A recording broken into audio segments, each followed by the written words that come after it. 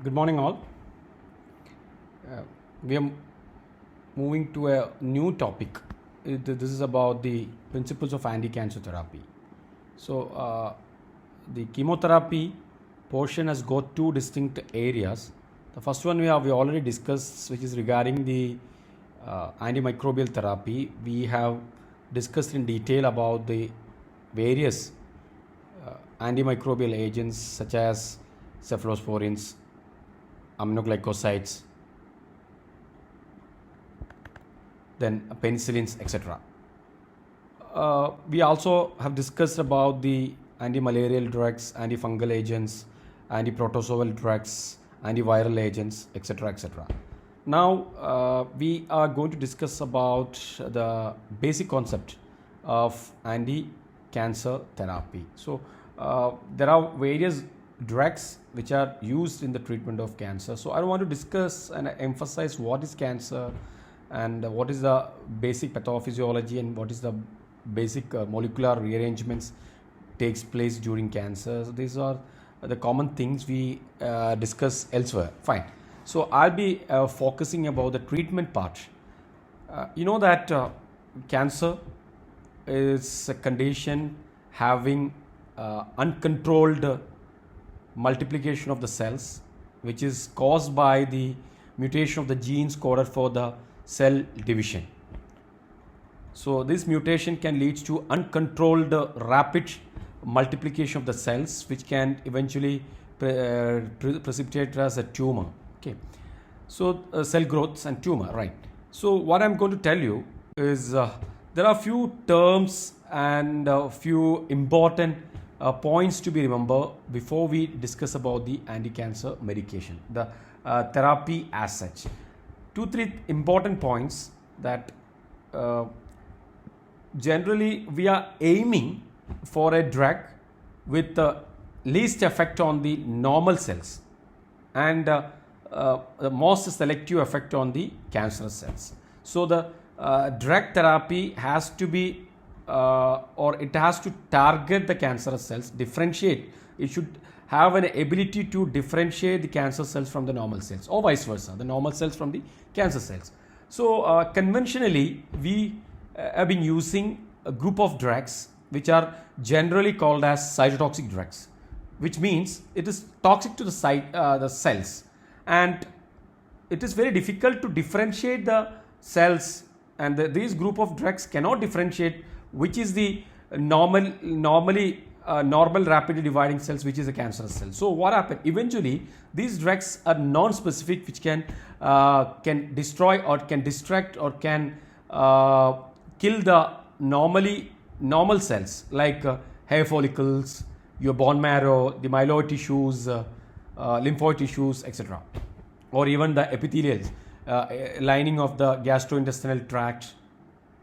So as a result, this along with the targeting the cancerous cells, it can also have untoward effects due to the effect on these normal cells, and which can be precipitated as bone marrow suppression, anemia, thrombocytopenia, etc., or lymphocytopenia, and GI bleeding, GI lesion, alopecia means hair fall.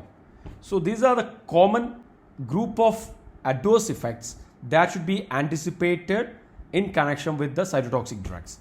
Now the medicine or the researchers have emerged and evolved which we target the specific cancerous cells with a minimum or not at all, I mean with a minimum effect on the normal cells. So the result is that the anti-cancer therapy has become more specific and less adverse effects, with the less adverse effects. Now, so as we know that cancer is a disease in which the cellular control mechanisms that govern proliferation and differentiation have changed. Some cancers which are particularly amenable to chemotherapy are all ALL, acute lymphocytic leukemia, testicular cancer, Hodgkin's lymphoma, etc. These can be treated well.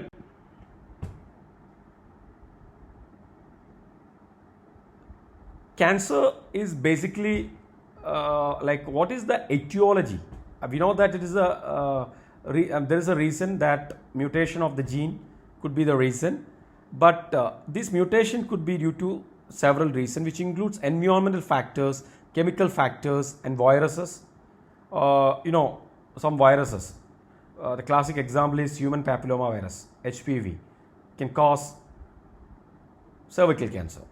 Similarly, some environmental factors, especially the pollution, air pollution, excessive content of carbon monoxide, and many other toxic sulfur, continuous exposure to such air pollutant, and also some chemicals. It is the chemicals are collectively called as carcinogenic substances. So exposing to these substances continuously can lead to cancer. Cancers where chemotherapy does not have a definite role in therapy are, some area of cancer can be well addressed. I mean, it can offer complete remission.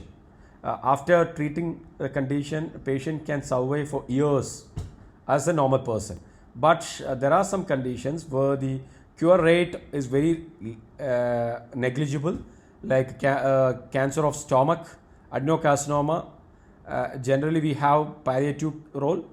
Many sarcomas, some types of lung cancers. These are all like high chance to develop metastasis, which means spreading to the other tissue, adjacent tissue. So controlling this spread is very difficult. Eventually, the patient may die. As a group, the anti-cancer drugs are more toxic than any other pharmaceutical agents. So this is what I've been talking. The cytotoxic anti-cancer drugs, conventionally used anti-cancer drugs, are highly toxic, and thus their benefits must be carefully weighed against their risks. So, of course, whenever we talk about the anti-cancer drugs, we have to think about the risk-benefit ratio. Of course, not just anti-cancer medications. Every drugs, the prescription is based on weighing the risk-benefit ratio. So sometimes the risk, if the risk is more, you may not give the drug. Okay, it's always measuring the risk-benefit ratio. All right. Many of the available drugs are cytotoxic agents that act on all dividing cells, cancerous or normal cells. This is what I have told you. Due to its non-specificity, the anti-cancer drugs can act on all the cells. The ultimate goal in cancer therapy is to use advances in cell biology to develop drugs that selectively target specific cancer cells. And fortunately, we have handful of drugs, or the researches are going on across the world to control the problems, or to produce the drugs which are specific to cancerous cells and least effect on the non-cancerous cells, so that you can minimize the toxicity. You can minimize the toxicity or adverse effect profile of the drugs. A few such agents are in clinical use, and many more are under the development. And as I told you, mainly these are the monoclonal antibodies, which are target specific. So it's all depends. Like, say for example, I'll tell you, I can explain the monoclonal antibody against the breast cancer, which is called trastuzumab. This trastuzumab is specific to HER2 HER2 positive cases. So this is a kind of antigen or the receptor which is expressed in certain breast cancer. So HER2 positive people or the patients can be treated with the HER2 antagonists like trastuzumab. So this can be specifically target the HER2 positive cells without any effect on other cells. So this is somehow it is specific to the cancerous cells. So this is how the technology or the advanced studies are under progress. Now let's think about some terminologies which are often recurred to address the anti-cancer drugs. Cell cycle non-specific drugs. See, we know the cell cycle. I hope you have learned about the cell cycle like G phase, S phase, M phase, G0 phase, etc. Now, some drugs are specific to the cell cycle, okay, and some drugs are non-specific. So, cell cycle non-specific drugs are agents that acts on tumor cells when they are traversing the cell cycle and when they are in resting phase. So cell cycle specific drugs are the other group, an anti-cancer agent that acts selectively on tumor cells when they are entering to a particular phase of the cell cycle. So we know that M phase, S phase, G phase, etc. So these are the difference between cell cycle specific and cell cycle non-specific. The proportion of cells in a tumor population that are actively dividing is called growth fraction. So in a tumor, a portion of the cells will always undergo rapid division. So such portion is called growth fraction. So the reactivity of the cancerous cells is based on the percentage of the growth fraction in a tumor. Myelosuppressants, these are the group of agents, a drug or a group of agents that suppress the formation of mature blood cells. Blood cells such as erythrocytes, leukocytes and platelets. So this myelosuppressant, many of the cytotoxic drugs are myelosuppressants, hence it can produce thrombocytopenia, then agranulocytosis, etc., anemia, etc. This effect is also known as bone marrow suppression. So this is what I told you, that most of the anti-cancer drugs, especially the cytotoxic agents, are bone marrow suppressant, and which can cause suppression of the bone marrow, especially the myeloid suppression. Then oncogene. Of course, most of you are familiar with this term. A mutant form of a normal gene that is found in naturally occurring tumors and which, when expressed in non-cancerous cells, causes them to behave like cancer cells. This is what oncogenes. So usually it is as a result of the mutation. Now I'll just highlight the cell cycle, phases of cell cycle, and here you can see, 1 minute. Okay, so here you can see the phases. We have G1 phase. Actually in between there is a G0 phase. It is actually a dormant phase where the cell will not undergo any sort of multiplication process or division process. M phase is a mitosis phase. S phase synthesis of cell, G1 phase having synthesis of cellular components needed for the DNA synthesis, and S phase is replication of DNA. So usually the replication of the DNA takes place in the S phase.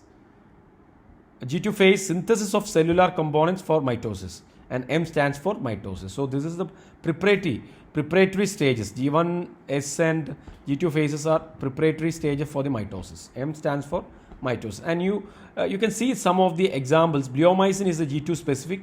Vinca alkaloids are the M specific, which only acts on the during the mitosis. Okay, so if the cell active cell division takes place, Vinca alkaloids are highly useful. And here some of the antimetabolites are highly effective in S phases. So these are some examples of the drugs which are specific to cell cycle. And here I also tried to depict the picture of cell cycle. Now I'll just take you the log kill hypothesis. This is regarding the killing ratio of the cancer cells by the anti-cancer drug. Cytotoxic drugs act with the first order kinetics. So I hope you remember what is first order kinetics means. As the concentration of the drug increases, the metabolism is also increased, and this metabolic process is, this concept is applicable to, in case of the cytotoxic agents also, it's killing. A given dose kills a constant proportion of a cell population rather than a constant number of cells. Okay, as you increase the dose, the proportion of the killing cancerous cells is also increased. That's why it is constant proportion, not the constant number. The log kill hypothesis proposes that the magnitude of tumor cell killed by anti-cancer drug is logarithmic function. Means a 3 log kill dose of an effective drug reduces a cancer cells population of 10 raised to 12 cells to 10 raised to 9. A total kill of 999 into 10 raised to 9 cells. So this is actually log kill hypothesis. The same dose would reduce a starting population of 10 raised to 6 cells into 10 raised to 3 cells, a kill of 999 into 10 raised to 3 cells. So here the depends the proportion of the growth fraction. As higher the growth fraction in a tumor cells, the killing ratio will also be more. In both cases, the dose reduces the numbers of cells by 3 orders of magnitude or 3 logs. So this is actually a bit complicated, and I'm just trying to explain. I don't know whether how far I am success to convey the message. Now here you can see this this dotted portion indicates the recognition of the cancer, and it is developing, spreading, and it can eventually lead to death. Now what can be like the modalities is, suppose if you are diagnosed here, the surgery can reduce the symptom and bring down the normal cells division and multiplication. And similarly, the chemotherapy is also something like this. This is a chemotherapy, and sometimes again it can lead to relapse, or it can also causes recurrence and eventually death. So this is what the concept tell you. Now here you can see this is the no treatment case. Okay, this is the no treatment case. So the patient eventually die due to the rapid multiplication, uncontrolled multiplication, plus the metastasis. Now early surgery plus intensive non-adjuvant chemotherapy will normalize the patient. This blue box indicates the early surgery and chemotherapy. Now early and more intensive combination chemotherapy, there will be a erratic response, but eventually it can normalize. But if it is late or infrequent therapy, therapy which is not prompt, it can lead to death of the patient. Now there are various group of drugs used in the current era of the anti-cancer or the cancer therapy. Cancer chemotherapeutic agents are broadly classified into 5 groups.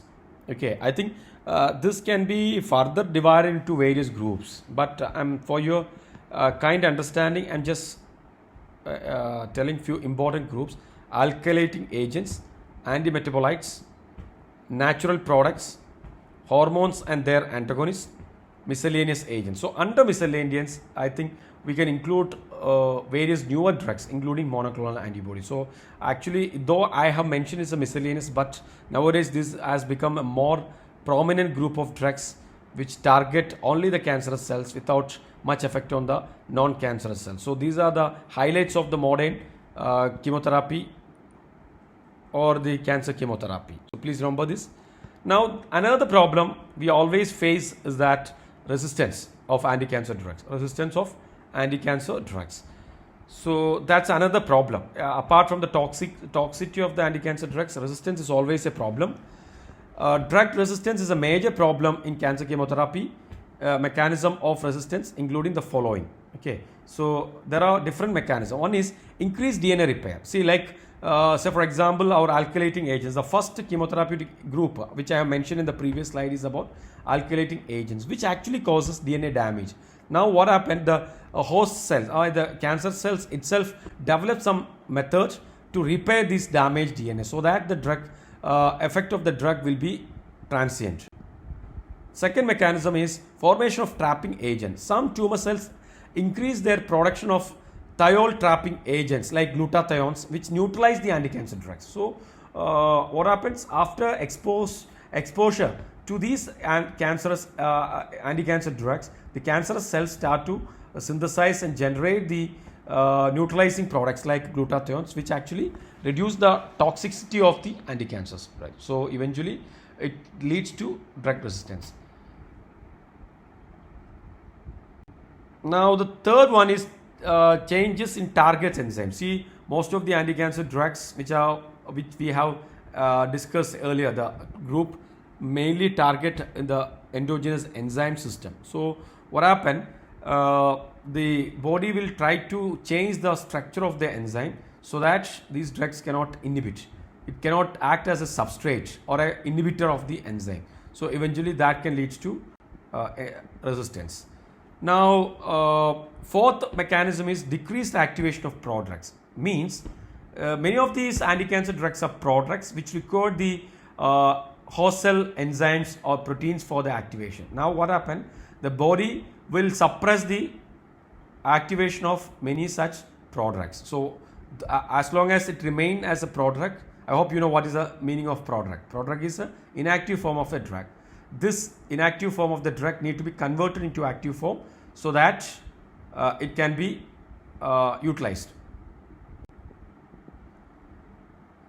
Now some enzymatic activity can inactivate the anti-cancer drugs. That is another mechanism of resistance.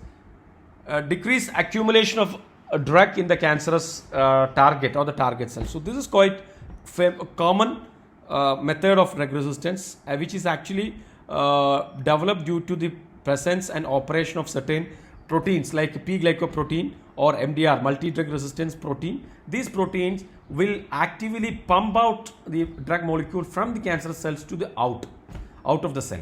So decreased drug accumulation mainly due to the operation of the presence of some target proteins like P-glycoprotein or multi-drug resistant protein. These protein can actively pump out the drug molecules. So this is the sixth mechanism.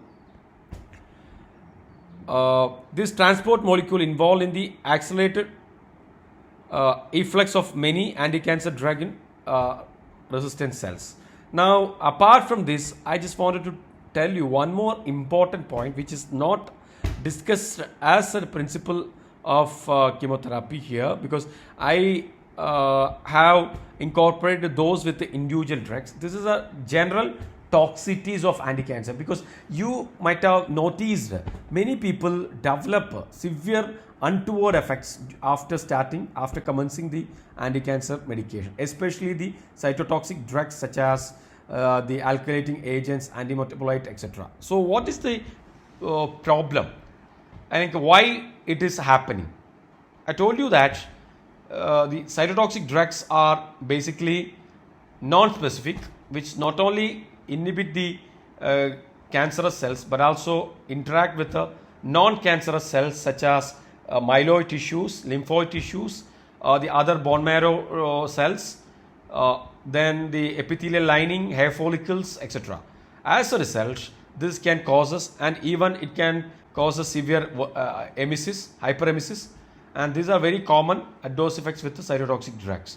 Now, due to this toxicity, there are many toxicity ameliorating agents have developed. So, simple example like many people develop thrombocytopenia. So, as a result of the cancer chemotherapy, so thrombopoietin can be added as a toxicity ameliorating agents. And certain specific adverse effects. Classic example always we quote an example that cyclophosphamide is an anti-cancer drug which produce hemorrhagic cystitis, and this hemorrhagic cystitis can be cured by using MESNA, mercaptoethyl sulfonine.